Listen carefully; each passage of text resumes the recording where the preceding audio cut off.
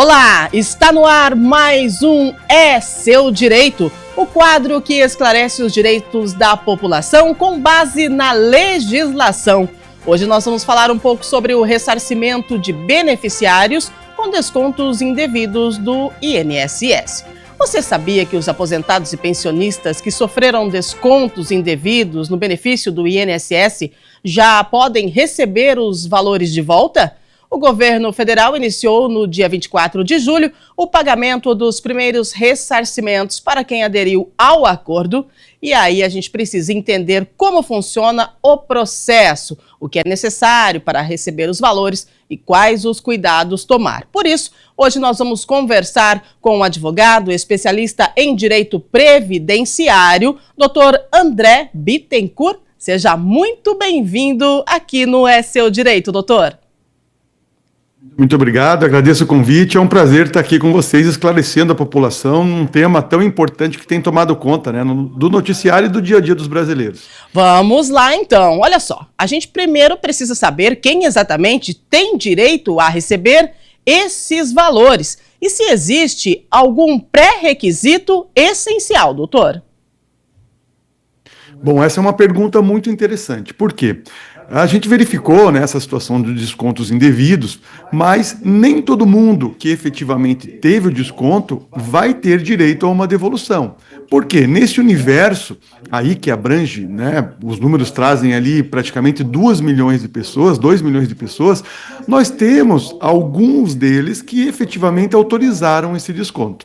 Então, pode acontecer na prática da pessoa ter autorizado o desconto, esse desconto então ter ocorrido de maneira legal. Essas pessoas, como regra, não terão direito à devolução, a não ser que ela eventualmente demonstre que ela foi induzida ao erro. Ela acabou até autorizando, mas ela não entendeu muito bem o que aquilo representava, e aí é um pouquinho mais complicado, E aí nós vamos ter também uma série de pessoas que efetivamente tiveram o desconto ocorrido de maneira indevida, não autorizaram, nós já verificamos situações onde houve falsificação de assinatura e outras tantas situações ilegais. Aí sim, essas pessoas são as que, como regra, vão ter direito a esse ressarcimento, a esta devolução daquilo que acabou sendo descontado, então, da sua aposentadoria ou da pensão por morte que ela recebe, em decorrente do falecimento ali do seu esposo, da sua esposa. Então, essas pessoas é que estão nesse universo, como regra, daquelas que efetivamente vão ter direito a esta devolução, e devolução que está ocorrendo agora dentro de uma perspectiva de um acordo que foi travado aí pelo governo federal com a AGU e outros atores. Muito bem, doutor André. Nós temos uma questão que chama muita atenção e deixa o cidadão com dúvida. Muitos aposentados e pensionistas que entraram com a contestação por descontos indevidos têm recebido uma resposta bem inusitada. As entidades responsáveis pelos descontos afirmam que os próprios beneficiários autorizaram as cobranças, apresentando supostos documentos assinados ou mencionando a existência de processos judiciais. Mas muitos desses beneficiários também alegam que jamais assinaram qualquer autorização e desconhecem essas ações. Isso tem gerado confusão e insegurança, principalmente entre os idosos. Agora eu pergunto, doutor André, nesses casos em que as entidades afirmam ter documentos ou mencionam processos, mas o aposentado nega ter autorizado o desconto, o que ele pode fazer e como comprovar que ele foi vítima de fraude ou de falsidade ideológica? Ótima pergunta. Veja, como a gente colocou, vai ter situações onde efetivamente pode ter havido algum tipo de autorização. Mas daí, nesse processamento que está ocorrendo, sempre que a pessoa ela entra, então, com o seu pedido de ressarcimento, o INSS, que mais uma vez está fazendo a gestão dessa informação, ele vai solicitar à entidade em questão que apresente uma resposta. que ou concorde com aquela solicitação que está sendo trazida, ou que traga, de repente, uma documentação que comprove que a pessoa efetivamente fez a solicitação. E com isso, o INSS consegue, então, fazer a verificação se aquilo efetivamente ocorreu ou não, e aí a pessoa vai ter como entrar com um recurso, se ela não concordar, ou até mesmo com ações judiciais. É importante esclarecer aqui que nós temos essa formalização desse acordo que visa um recebimento mais rápido pelas pessoas. Tá? Por quê? Porque a ideia, no primeiro momento, é que com essa fraude a pessoa poderia buscar a justiça e ter o ressarcimento dos valores indevidamente descontados. Até se discutia uma possibilidade de um desconto em dobro, né? Uma devolução em dobro desse desconto, e também a discussão de dano moral e outras situações. Mas o governo federal verificou que ia ter um número muito grande de processos e trabalhou para que esse ressarcimento fosse feito, então, mediante esse acordo. Mas a pessoa não é obrigada a aderir a este acordo. Então, ela pode, num primeiro momento, né, tentar ali o seu ressarcimento, mas a partir do momento que ela entende que está havendo alguma dificuldade nessa devolução, de que ela não concorda com essa informação que está sendo trazida, porque a partir do momento que a entidade diz, você assinou, nós temos aqui a documentação da autorização, ela tem que apresentar como essa autorização se deu, justamente para que aquela pessoa ela possa verificar e avaliar. Olha, houve aqui uma falsificação, alguém utilizou meu documento indevidamente, essa assinatura que está aqui não é minha, enfim, ela vai ter mecanismos para efetivamente combater esta informação, e aí, de repente, ela pode muito bem fazer a tramitação pela via judicial, comprovar que efetivamente ela não fez a autorização, que houve ali uma fraude, e aí buscar o seu ressarcimento dentro de uma outra perspectiva. Logicamente que isso vai levar tempo, né? Então, tudo vai depender do que acontece na prática. Mas o ideal é que as pessoas tenham a ciência de que ela não é obrigada a aderir ao acordo e ela não é obrigada a aceitar a informação que veio lá da entidade. A gente vai ter também um monte de situações aí onde a pessoa em questão é, inclusive, analfabeta. Né? E aí ela pode ter sido induzida, não entendeu que de repente aquela situação ia gerar um desconto indevido, e ela está naquela camada da população que a gente qualifica como hipervulnerável.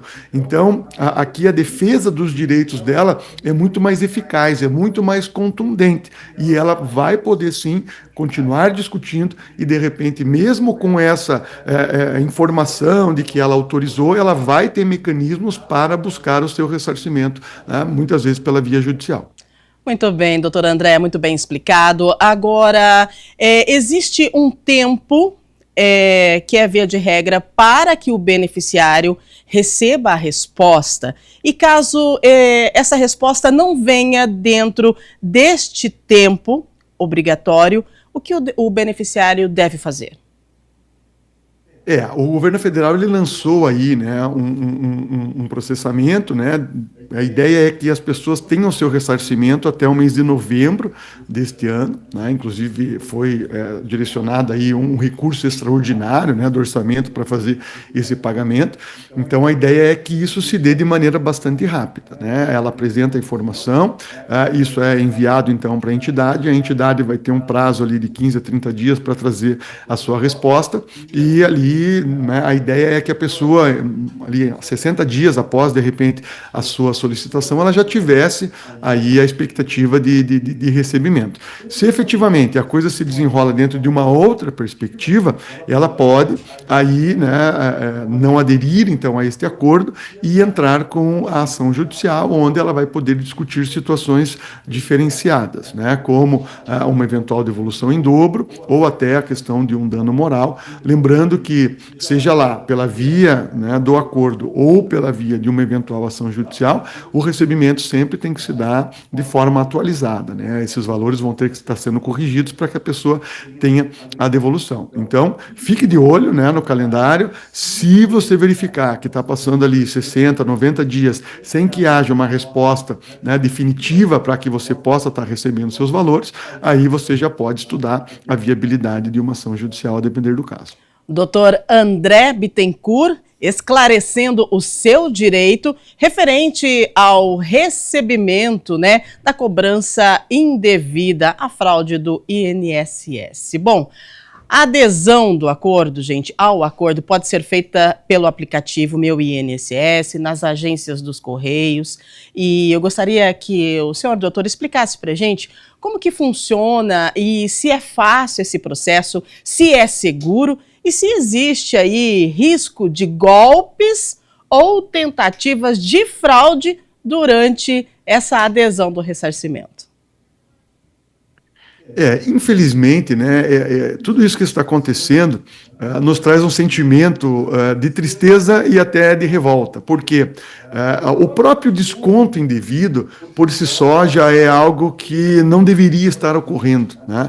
E aí você vê hoje pessoas se aproveitando justamente de uma situação indevida. A gente está vendo hoje o golpe do golpe. Então as pessoas já estão fragilizadas, já tiveram seus descontos indevidos, e aí um grupo de pessoas tem que se aproveitado desta informação e entrado em contato com essas pessoas por via de WhatsApp, né, e outros canais, dizendo, olha, você tem direito ao ressarcimento, clique aqui no link tal, e aí a pessoa ali, né, no desespero e no afã de ver o seu ressarcimento, ela acaba clicando ali e isso vai gerar, de repente, situações indesejadas. Então, é importante dizer para as pessoas, não clique em nenhum link que você receba por WhatsApp ou qualquer outro mecanismo.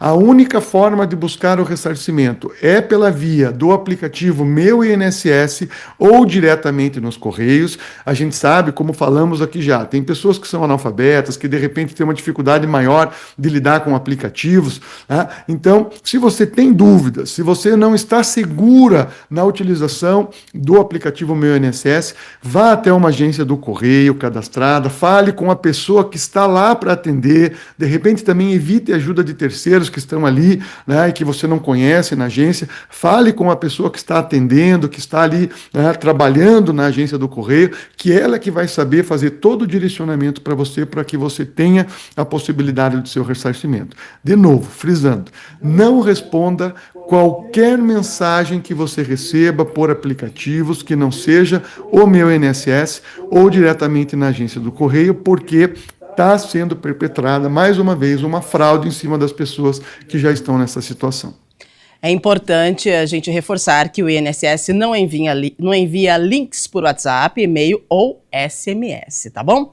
Bom, doutor, para a gente finalizar, esses valores ressarcidos, eles serão pagos diretamente na conta em que o benefício é depositado com correção? Isso vale para todos os casos ou tem exceções referente aos pagamentos, aos depósitos?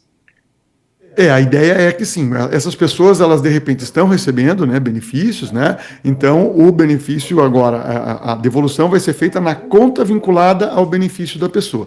De repente pode acontecer dessa pessoa hoje não estar mais recebendo um benefício, porque de repente ela recebeu lá um benefício não programável, né, que a gente chama uma aposentadoria por invalidez, por exemplo, que pode ser revista, né, com o tempo.